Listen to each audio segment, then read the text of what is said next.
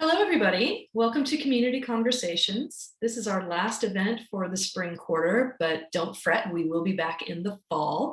We have our fall series, which will be on across the lifespan. So looking at the human experience from birth to death and everything in between. We'll have more information on that as we get closer. So keep an eye on the website, which is lowercolumbia.edu/conversations. Same place you went to find the link to join today. That's where we will be updating our schedule once we get that all hammered out. And remember also that we have our videos, recordings of many of our previous events, so you can go back and watch any of the ones you missed. Go back and see the slides on some of the ones if our speakers provided slides for that. If you want to go back and learn more, those are available to you as well. So there's more community conversations coming your way, and many in the past as well. Today, I'm very pleased to welcome one of our favorite speakers, Michael Strayer. Michael has been teaching psychology at Lower Columbia College for, let's just call it, a very long time. And he is a bit of a legend in the social sciences department and across campus. He also teaches the Race, Class, Sex, and Gender Integrative Studies course, which he's done numerous times in his career, which really takes a close look at many of the issues we've been discussing this week. And I know from talking to my students as well as other students that it is one of the formative experiences of many of their educations. So please welcome Michael Strayer. Hi, everybody. Hey, Courtney, good to see you. I thought before we began, Courtney and I generally have a chance to talk in the hallway because our offices are so close, especially about these kind of issues, but we haven't had that opportunity during COVID. And I wanted to just ask Courtney, as a mom of two teen children and being a historian, I'm wondering if you wouldn't mind just sharing some of your thoughts and feelings about possibly all of the current racial unrest that there is in the country, since that's the topic. Yeah, this has been a very disturbing year, I guess would be a good way of saying that. And as a mother of children of color as well, this has been sort of scary. To talk about things like police brutality, to talk about ongoing discrimination, to look at sort of ongoing efforts to silence any critique of America's racial past. If we look at things like it's the 100-year anniversary of the Tulsa massacre, for instance. And as a historian, I think that's very important. And, states like Texas right now are saying we shouldn't teach controversial topics, or we should at least give, both sides to it. What are the two sides of a massacre? So it seems like we're at a moment when we can have a bit of a historical reckoning here. And I fear that we're not addressing it in the highest realms of power. I think a lot of communities are really seeking to understand better. And I like that LCC is doing activities like this. And Michael is saying, yes, we want to talk about this. And with my kids, I certainly, talk about the history of racism and how it's impacted the lives of people in the United States and broader. But there are no easy answers to this. And I think that the best thing we can do is listen and learn and try to come to terms with our past. Thanks, Courtney. Each quarter, I ask students to do a preliminary survey with a number of questions that we can use during the class, and this is all anonymous.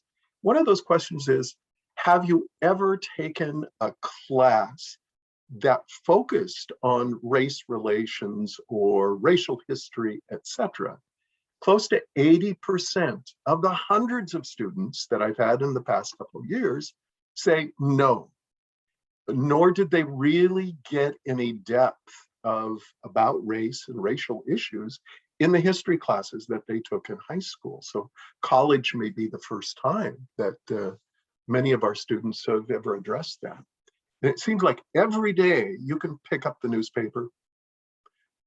Older folks, I guess, pick up the newspaper, but read any of the news sources, and there's another new event each day that is related to the issue of racism. And I'll try to talk about some of those during this session. So let me go ahead and start. And as a grandpa, I think this is so important. Here was just the description of of my presentation today. It is not exhaustive, it isn't comprehensive, but some new theories, lots of current information, as well as some historical implications as well. Now, if you know me, you will know that I often tell jokes. I'm not going to tell a joke today, but I'm going to ask you a riddle, and I'd like you to respond to it. Now, what Courtney told me beforehand was that if you respond in the chat, your name is going to be there with it, so it is not anonymous. But if you use the question and answer, it is anonymous, so you can write anything you want in that, and we won't know who submitted it. So here we go. So have the chat or the Q&A open. Go ahead and get ready, find that if you can. And I'm going to give you a riddle. If you've taken a class with me, you probably already know this, or if you know the riddle, as soon as I ask it, don't respond. Hold yourself back. Let's try to get kind of an accurate response. And this is it. Are you ready? And you're only going to have 15 seconds. A father and son are in a horrible car crash that kills the dad. The son is rushed to the hospital, but just as he's about to go under the scalpel, the surgeon says, "I can't operate. That boy is my son." Explain. 15 seconds. Write something in the chat or Q&A.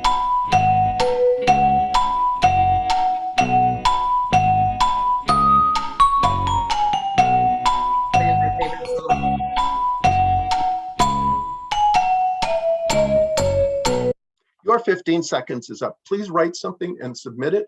Are you seeing any submissions, Courtney? Yes, we've got some submissions. One says the surgeon's a woman or the mother. It's his mother. It's mom, son-in-law or stepson.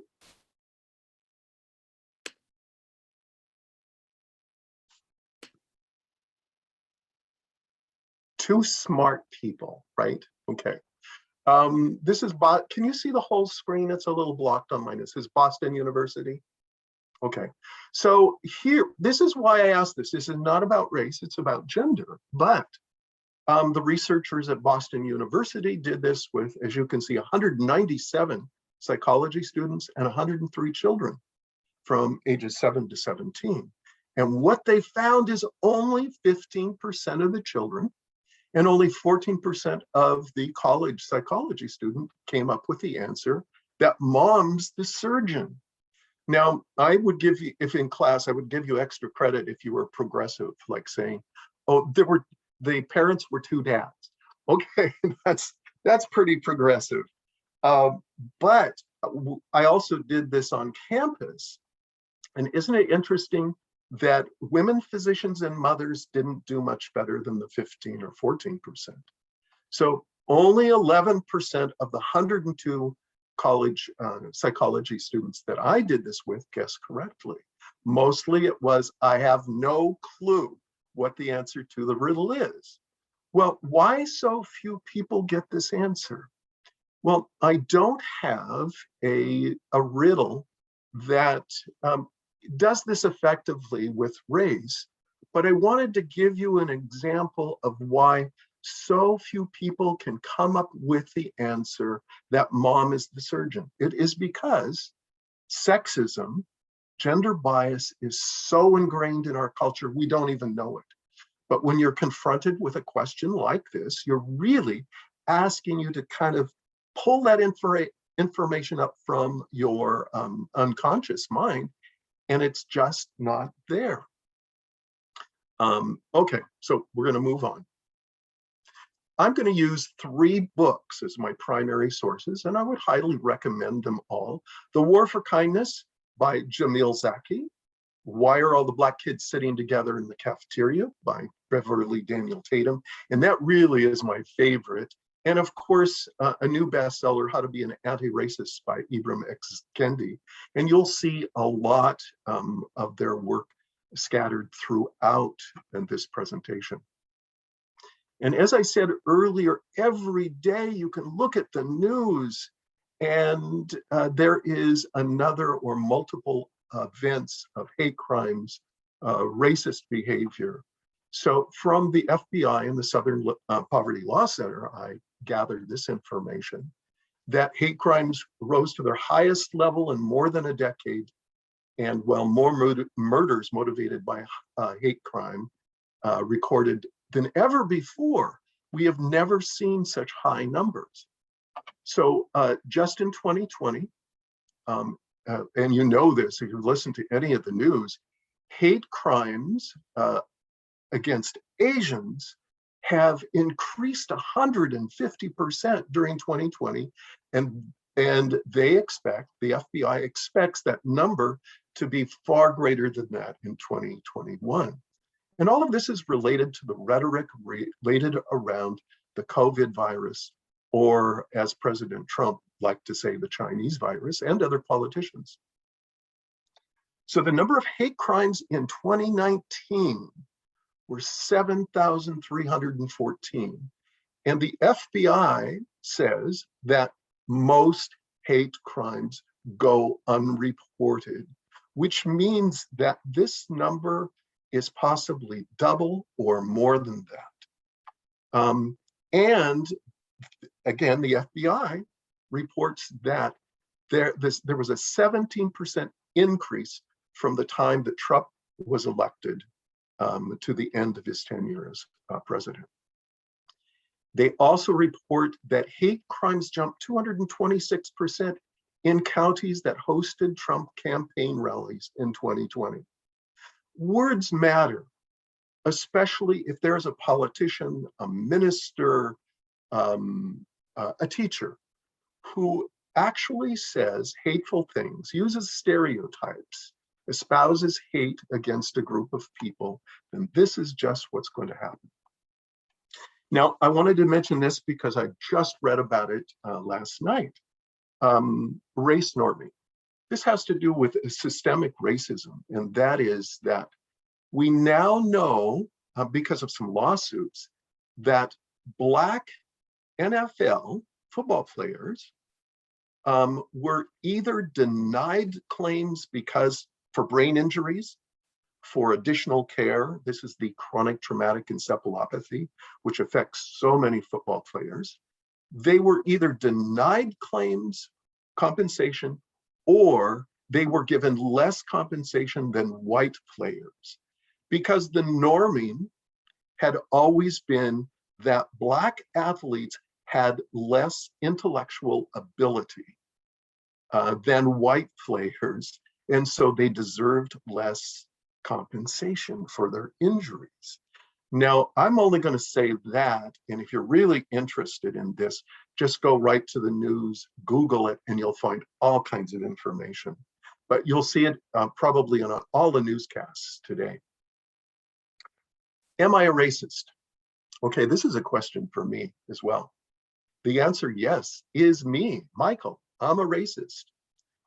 The Webster Dictionary has used this particular definition for most of the latter half of the 20th century and the early part of the 21st century, and that is, racism is prejudice, discrimination, antagonism directed against different races based on the belief that one's own race is superior. This is usually referred to as whites, but that is a pretty basic known definition. But a psychology graduate student, and I don't remember this person's name or the university, wrote to Webster, Merriam-Webster, and said, your definition, and this is in 2019, your definition is just too limited. And to this psychology student's surprise, Merriam-Webster wrote back to this college student and says, you're right, we are going to change this. So in 2020, and so that you can look this up, they changed then their definition of racism. Belief that race is a fundamental determinant of human traits and that racial differences produce an inherent superiority of a particular group. Okay, I can't see the end of the screen there. And they've added this to include behavior, which would then define a racist. Behavior or attitudes that reflect and foster this belief, racial discrimination or prejudice. So what, not hiring a person because of their race?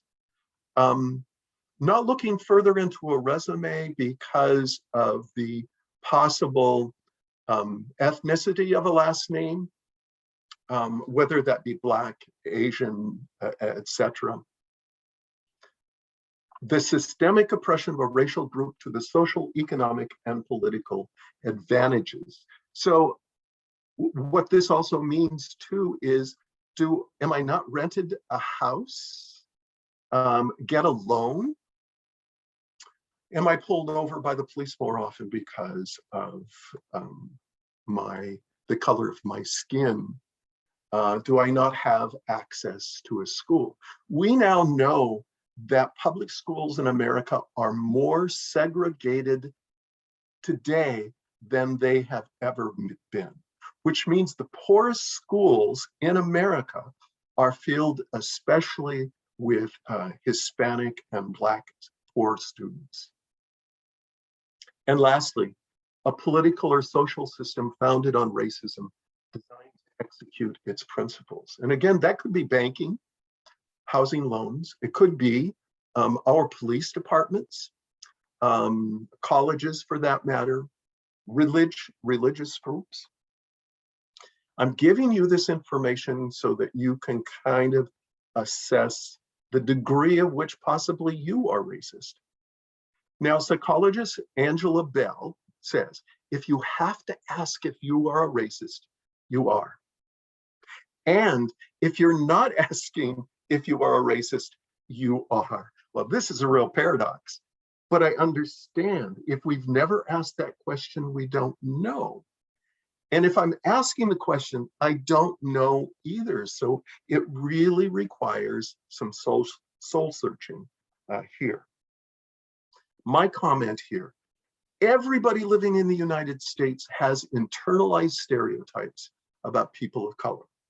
Well, and gender and sex and ethnicity, etc. But here we're focused on people of color. And internalized racist attitudes because they're so ingrained in our culture. I'll come back with a few examples of how this gets ingrained in our culture. It's so ingrained, we often don't recognize it. We don't see it. And Angela Bell asks further, instead of, am I a racist? We must ask, what am I doing to stop the racism I see in the world?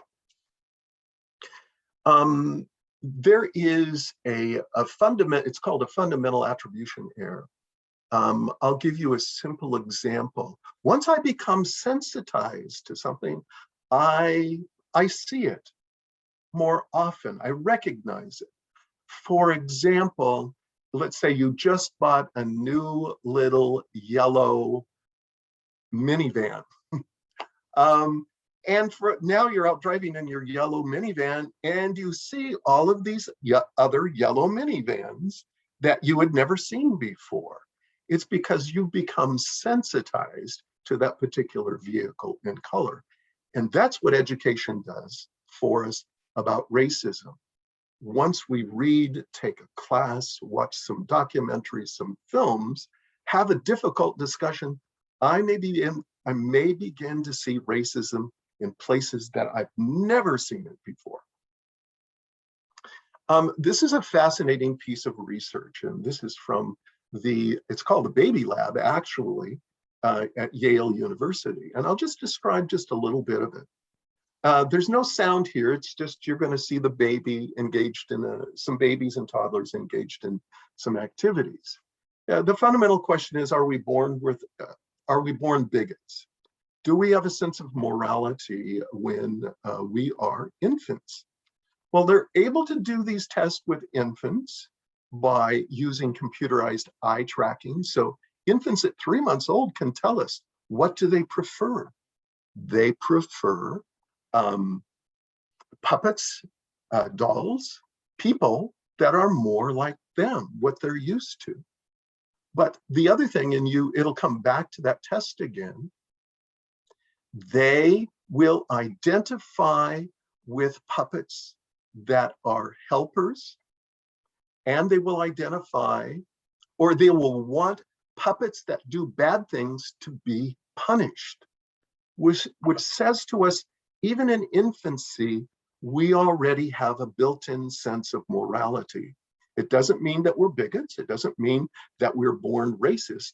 It means we have the capacity to do this. So what they do in this research then is, after doing a little demonstration with the plushies, the stuffed animals, they say puppets in the literature, is they let the infants choose or look and just follow the pupil restriction or dilation and the length of time that babies look at the puppets. And the experiment that you'll see here is that this puppet is trying to open the box of toys,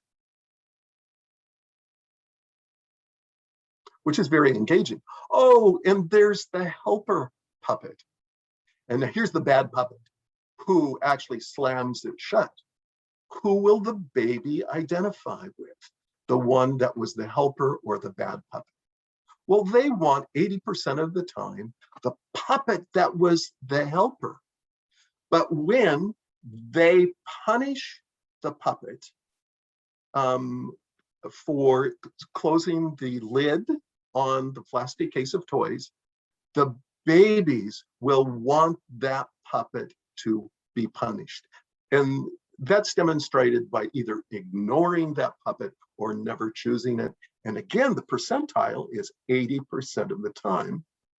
Dr. Wynn suggests then this means that our babies, our infants, toddlers, are already making moral judgments about people and behavior. I just think that is so fascinating. But a curious thing happens as children get older. And the video's moving right along, but I can move it for you a little bit. But they're just adorable. I'm going to move it to older children here. There we go.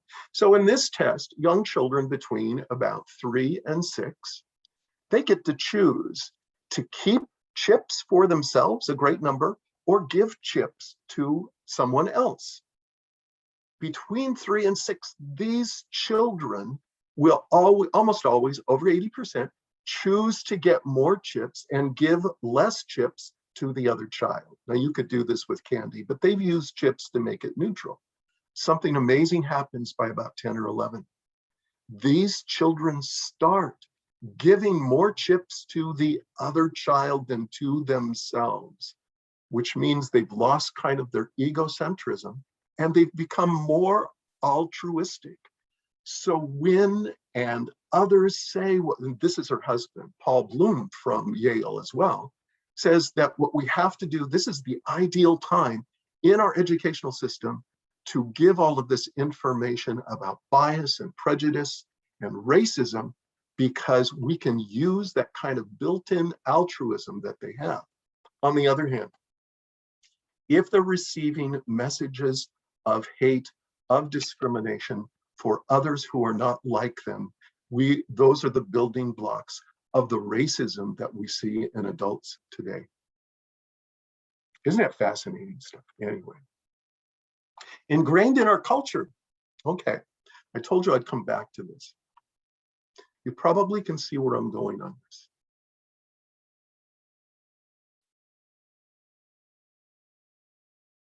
Yes, these were images of Barack Obama during his presidency and his run for the presidency. And you can see that these stereotypes that are used in current like editorial cartoons, etc., are based on very old late 19th century, early 20th century caricatures, stereotypes of Black people with the large lips, big ears, big nose, exaggerated features. Now, this is, again, one of those historic, it's not very clear, historical caricatures, stereotypes of the angry Black woman. And here is an image of Michelle Obama that was on Google and in Facebook, etc., that was propagated throughout.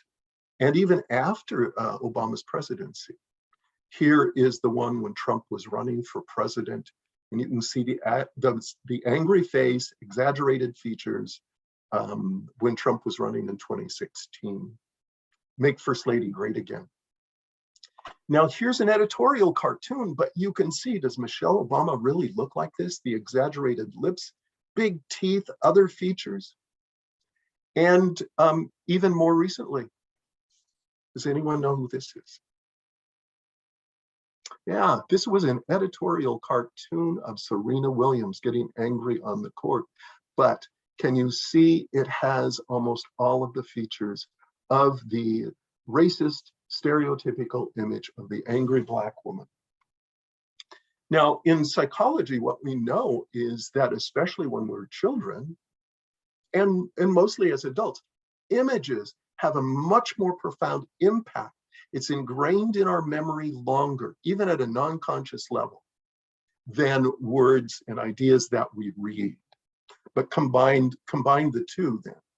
Now, Native Americans, and certainly I don't have time to cover every racial group here, so I'll focus on a few. Native Americans, indigenous peoples, have always been, as you can see, that was Argo corn syrup.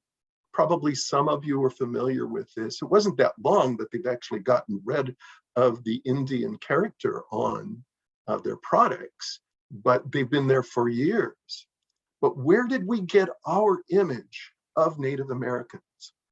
I do an exercise in my general psych class where I simply ask people in their notes to draw an image of an Indian. Take a couple minutes. It can be a stick figure. And I walk around and I encourage students to share with one another and talk about it. And 90% of students will draw some kind of caricature of a Native American Indian. And that means feathers, a bow and arrow, a spear, something like that. But I didn't say specifically that whether this was an Eastern Indian person or a Native American, but 90% of students will draw that caricature. And often it looks very much like a Disney character out of Peter Pan, if you will. And of course, sports mascots are built upon these stereotypes. Most professional teams are abandoning these, but they're still out there, as well as mascots dressed up during the games. And I'm wondering if anybody knows who this character is.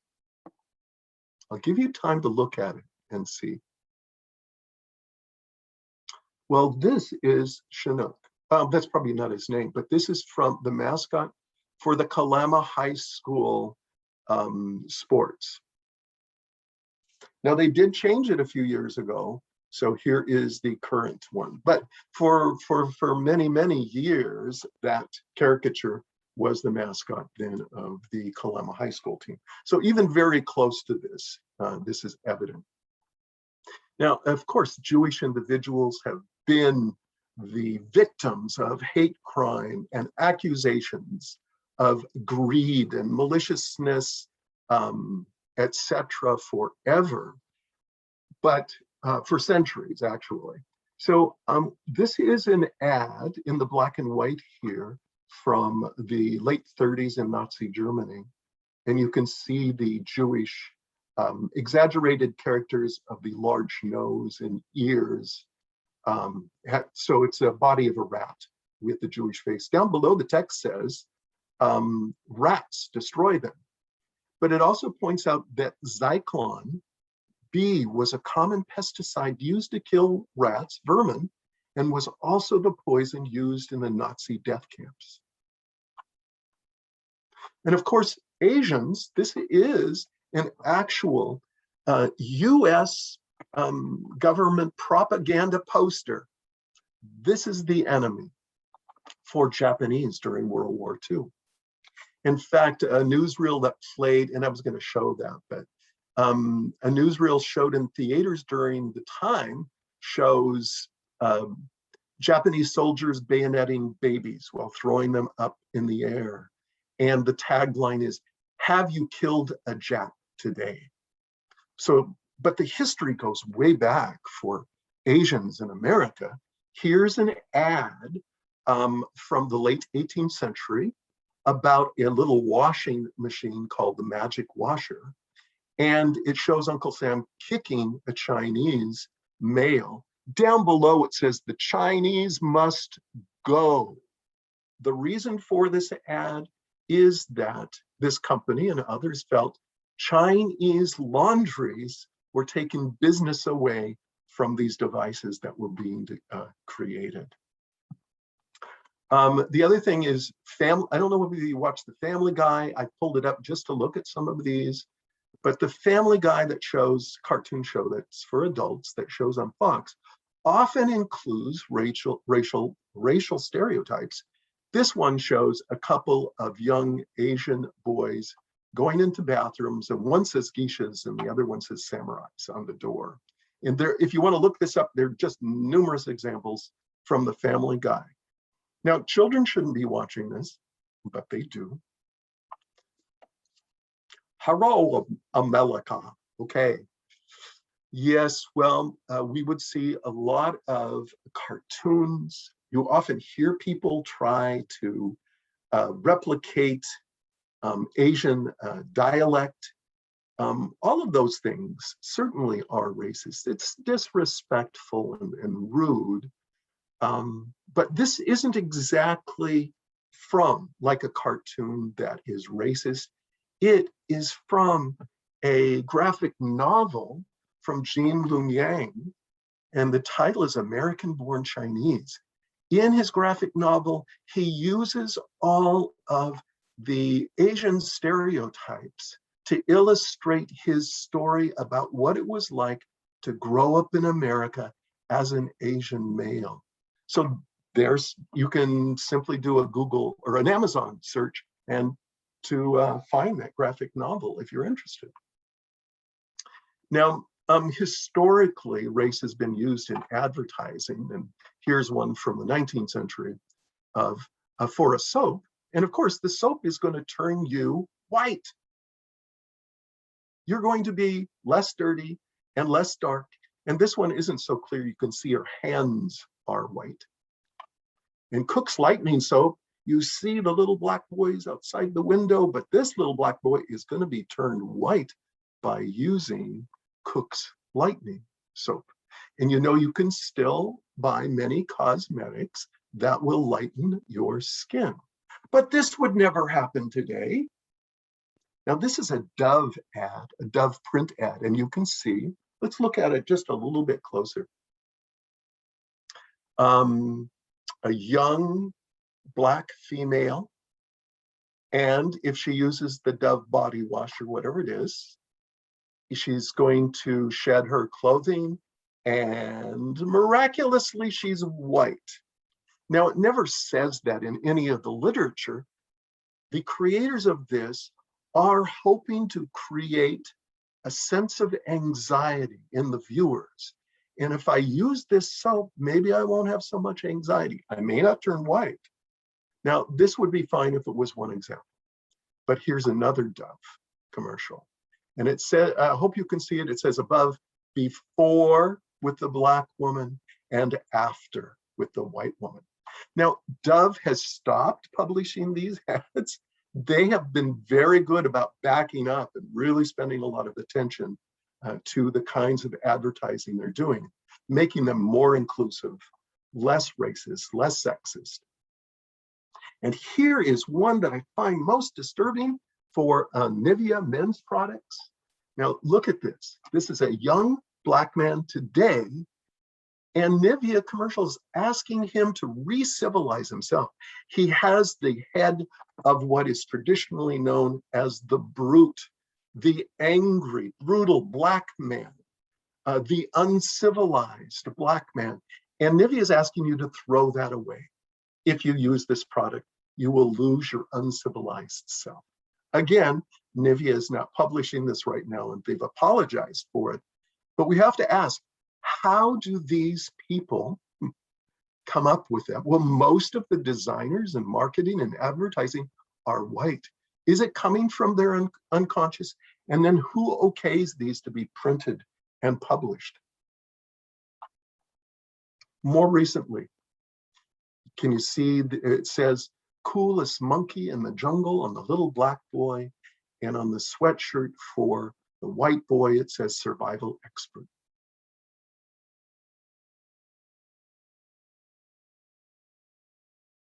And this was just 2019, and you could buy this on the H&M website. It was offered far longer, and it may be still offered in Europe, but it stopped being offered in the United States in 2019. And this is just last year. Can you see what this is? It's a hoodie with a noose as the drawstring.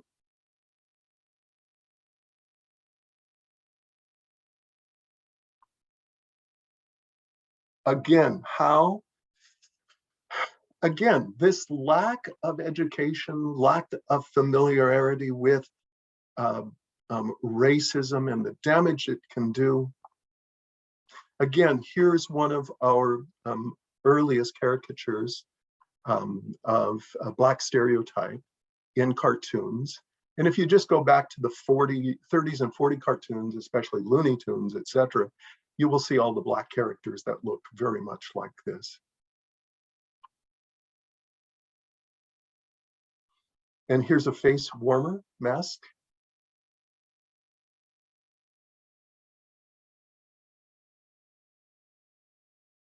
And that says Gucci deeply apologizes for their jumper. So this was Gucci last year that did this. Okay. Once you go black, you'll never go back. An advertisement for black Audis. Now, my understanding, this was not created by the Audi BMW company, but by a very large Audi Volkswagen dealership in where else? Texas. And of course they said, oh, you misunderstood. This isn't racist at all. Well, of course it is. How are we doing on time, Courtney? Well, we're good, right? I'll move through. I'm going to do this fast. I do have a couple of little short video clips I want to show you. But what we know about video games is that in 2019, they made over $100 billion in revenue, far more than all of the Hollywood productions put together. So what is the race of game developers? The latest research I could find came from 2019, and 81% identify as white, only 7% as Hispanic, and only 2% as Black, African, or Afro-Caribbean. Again, the white developers is that these images come from. And interestingly enough, although they're developed by white people mostly, it is African American and Hispanic teens and young white people, thirdly, but they play more video games than white teens. So I'm going to ask you some questions, and you don't have to write these in, but you can just try to answer and see if you get them correctly. What percent of the primary male characters in video games are white? 86%. What percent are Latina or Native American characters in top-selling video games?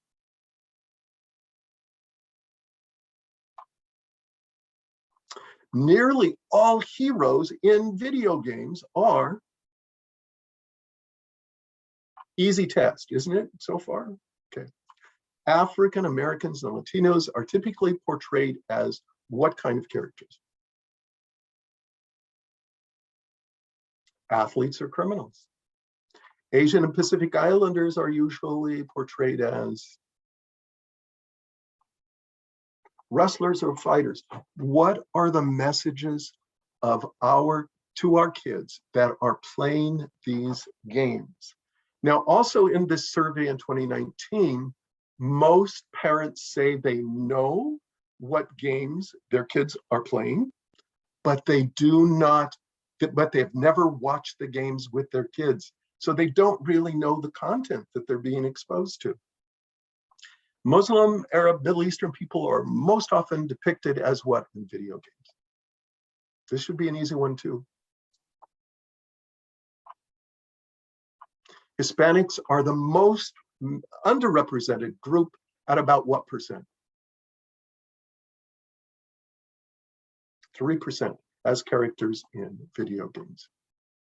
Now, this is some of this is from a 2015 study, which was the largest study done. So this could change a little in the past few years. What percent of African American males are shown verbally and visibly or physically aggressive? Compared to what percent of white males in video games? It is the perpetuation of the stereotype of the violent black male, the scary black male. What percent of African American females are victims of violence in video games?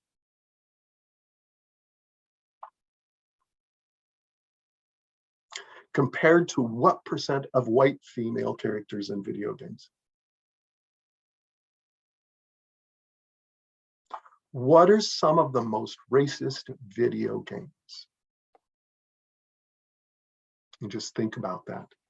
Ethnic Cleansing, Soldier of Fortune, Duke Nukem, Forever. There's a bunch, but what do you think one of the most racist video games is? Now, I'm going to warn you, this is a little graphic, but it is animated.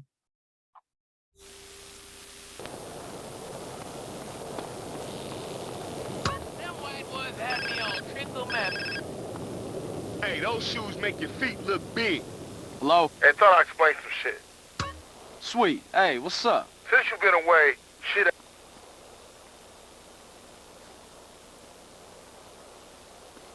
I'm a man of peace, baby.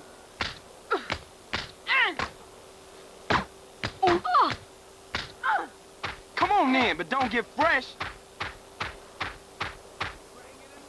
Oi, Too oi. kind. Okay, try not to hurt me.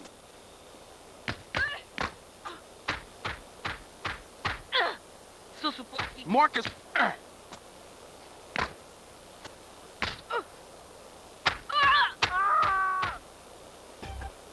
Hey, if you don't need it no more.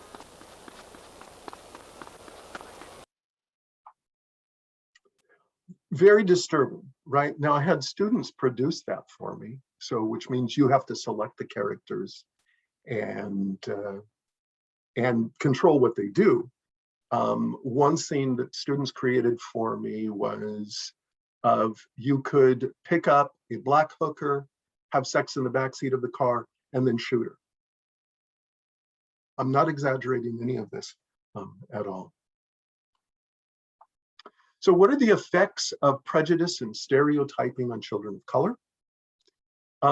Margaret Beale Spencer, who is a Black psychologist and also the president of Spelman College, she says this: it is internalized inferiority, the condition where victims of oppression believe, subscribe to, and internalize the misinformation which is based upon the proposition of the inferiority of their own group, often manifesting itself in unconscious feelings and behaviors. More simply, children of color assimilate, take in these images, these messages, and affects how they think and feel about themselves and how they think and feel about others in their group. Nancy Boyd Franklin, another psychologist, developmental, says, all Black people, irrespective of the color shade, darkness, or lightness, are aware from a very early age that their Blackness makes them different from mainstream white America. Beverly Tatum, in the book that I mentioned earlier, it is important to consider what messages children are receiving about the relative worth of light or dark skin. Far more research, and I told you I would come back to this, and I am going to go through it quickly. Does this mean that white children have internalized a sense of superiority? Easy answer is yes. So in one study, psychologists tested 283 white children, ages 6, 7, 9 to 10. Okay. They were asked to allocate money to white and Black children, sometimes with a white adult in the room and sometimes without, to see if having an adult in the room impacted their behavior. They found that the 6 to 7-year-old children discriminated against children in both conditions. And the 9 and 10-year-old children discriminated against the Black children only when the white adult was present. So the researchers here say this is significant because it shows that older children clearly had racial prejudice and acted on it, but they would hide it when a white adult was present. The children that showed that they did not become less racially biased with age, but they had learned to hide their racism in front of adults. Is the message you can be racist, but don't show it? What other research supports this theory? It doesn't look like we're going to get too much further. It's a great historical lesson here. And if you've been with me in a class, then you know this information. But psychologists Mamie and Kenneth Clark were the originators of what we now know as the Black-White doll study. What they found was that Black children specifically internalized these messages about the worth of their skin color, and it affected them intellectually and emotionally. Their research was part of the Supreme Court ruling of the Brown versus Board of Education, which helped to desegregate schools in America in '54. And as I've said, today our schools are almost as segregated as they were during that time. And here's a little clip of that research. Can you show me the doll that you like best or that you'd like to play with? Can you turn on the captions, Michael? This one. I like that one. Okay. This one. That one? This one. I like a flavor of this. And can you show me the doll that is the nice doll? And why is that the nice doll? She's white. And can you show me the doll that looks bad? Okay. And can you and why does that look bad? Because it's black. And why do you think that's a nice doll? Because she's white. And can you give me the doll that looks like you?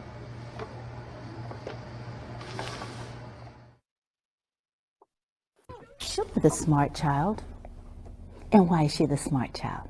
Because she is white. Okay. Show me the dumb child. And why is she the dumb child? Because she plays. Well, show me the ugly child. And why is she the ugly child? Because she plays. Show me the good-looking child. And why is she the good-looking child? Because she likes skinny. This 5-year-old girl gave some provocative answers during her test. I asked her about them later. How about you? Why do you want that skin color? Because it looks lighter than this kind, because this looks a lot like that one. Mm-hmm. Yep. And I just don't like the way brown looks because the way brown looks really nasty for some reason, but I don't know what reason. That's all. So you think it looks nasty? Well, not really, but sometimes. Sometimes. And Brielle, they asked what color adults don't like. Do you remember what you said? Which one? That's right, that's what you said. Why do you think adults don't like that color? Dark. Dark. And adults, you think adults don't like dark? Well, maybe some adults do, but maybe some of them don't.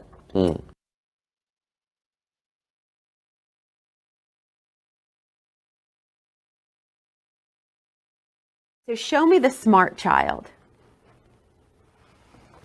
Okay, why is she the smart child? Because she looks like me. Okay. Show me the mean child. Okay, why is she the mean child? Because she's way darker. Okay. Show me the good child. Why is she the good child? Because I think she looks like me. Okay. Show me the bad child. Why is she the bad child? Because she's a lot darker. Show me the ugly child. Why is she the ugly child? Because she's like a lot darker. Well, you know, I've watched that video. Can you show me the doll that you like? 100 times, and my heart hurts every time. I'm going to skip over this, but maybe if Courtney would like, I could record this about, are there psychological rewards for being a racist? Yes, there is. I could record that and we could add it on to the recording of this. It gives us a sense of why people will come together in groups such as I say here, Antifa, Ku Klux Klan, neo-Nazi, Proud Boys, is that there are some psychological rewards, some benefits for doing that. And I think that's important to understand. And I know we're out of time, Courtney, but if I could just take a couple more minutes, do you think? Sure. Now, in the book I mentioned before by Jamil Zaki, I'm just going to put this all up. He expresses that empathy is a dual-edged sword in that it often keeps us from really embracing and understanding people who live in different cultures or from other groups. He gives examples such as when you see someone, and they actually did tests on this, when you see a homeless person on the street, most people will walk on the other side of the street or gain distance rather than engaging with them. Another example he gives is you might be in the grocery store and you see someone who has just faced an enormous trauma, and you may avoid them because you don't know what to say. He says what may be going on is that when we encounter other peoples that have had great pain, even historically, it elicits that painful empathy response in us. And even at a non-conscious level, we don't want to do that. So we're avoiding our own pain. So and what about this? More than 60% of nursing home residents do not get visitors. Zaki says it's probably because it's painful to visit those individuals. It elicits so much empathy that most of us don't have the skills or knowledge and how to deal with that. And interestingly enough, his research points out people that have endured great suffering, like Holocaust survivors, storm, a traumatic car accident, suicides in their family, are often much more altruistic and willing to help. They're able to use that experience to understand, to be empathic and compassionate with others who have experienced pain. I think President Biden is probably a good example of this. And I will only show 1 minute of this, and it's to elicit some empathy. We actually have a line that we do at our house. We practice this thing. What is it? I'm Ariel Sky Williams. I'm 8 years old. I'm unarmed and I have nothing that will hurt you. It's just kind of a thing we practice at our house. There are great police officers out there. There's also some police officers who are not so good. And my fear is that you run across one of those bad ones. For some reason, people of color have always been a target by the police. Before they became a policeman, they were a person. And that person took all their ideas and all their thoughts and all their prejudice into their job. Why would a police officer assume that you did something bad?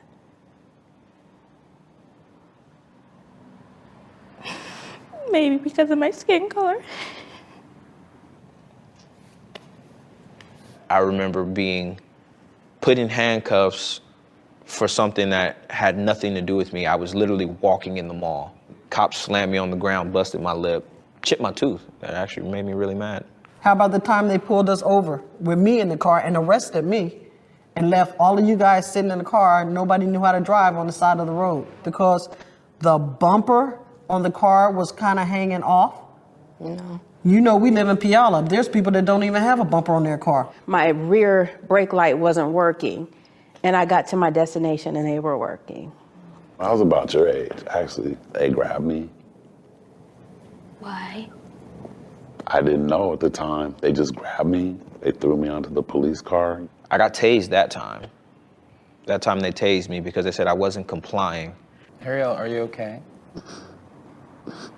What's wrong, baby?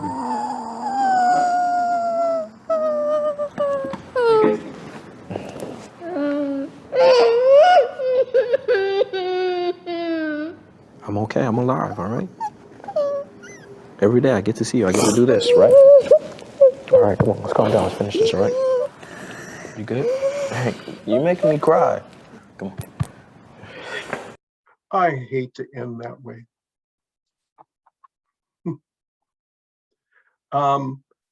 Let's, I have so much more, but let me see. Courtney, we could end there, and I don't know what this is doing, but I don't want it. What I was going to ask people to do at the end, okay, is we can stop sharing, I guess. Here. There we go. I was going to ask those of you in the audience, and some of you may have already left, is either in chat or the Q&A, possibly just write one word that describes your thinking and your feeling right now at the end of this presentation. And then submit that, just one word. If you want to write more, submit that word, and then you could write a sentence or two just about the presentation, not an evaluation of it, but just what you're thinking and feeling at the time. Courtney, were there any questions that came in? Do we need to stop or? We do have a couple questions, and I'll read out some of these responses here. So we have sadness, heartsick, sad, mortification, sad. I'm sensing a theme here. Angry. We do have a question about, it looks like about housing discrimination, homeowners associations, and how you have sort of the typical picture of a white picket fence house and a statue of a black jockey holding a lantern, and how can there be change to help integrate neighborhoods if some HOA leaders continue to have, you know, such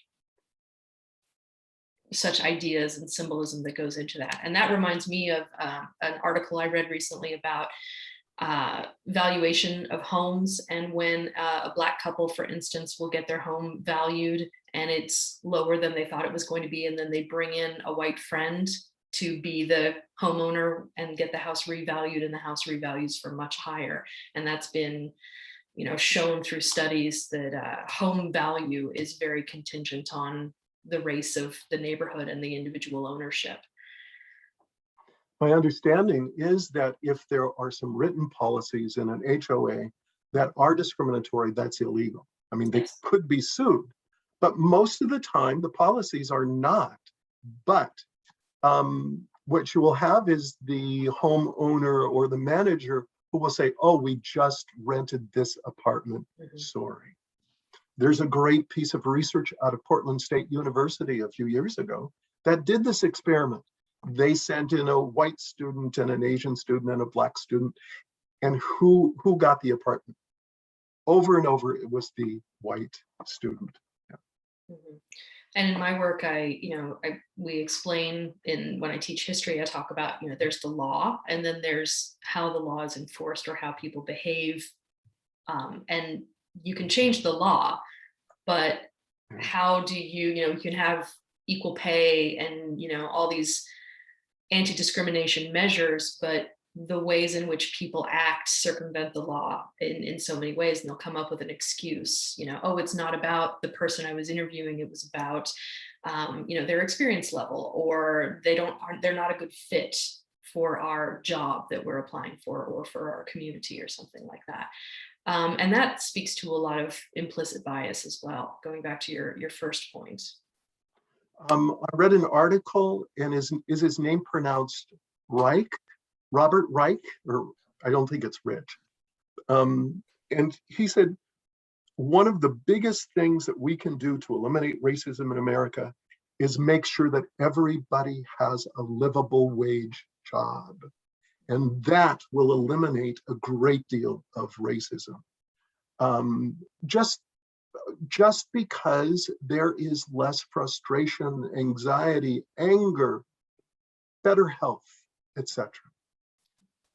Well, thank you very much. We are out of time at this point, but I want to thank our audience for sticking with us. I know these are very tough topics to address, and so I thank all our speakers, Michael and everybody who came before him, and our audience for engaging in these difficult conversations. And I hope that you learned something, and I hope that you go forth and think deeply about the world we live in. Thank you all. Thank you all for being here, and thank you, Courtney, for doing this.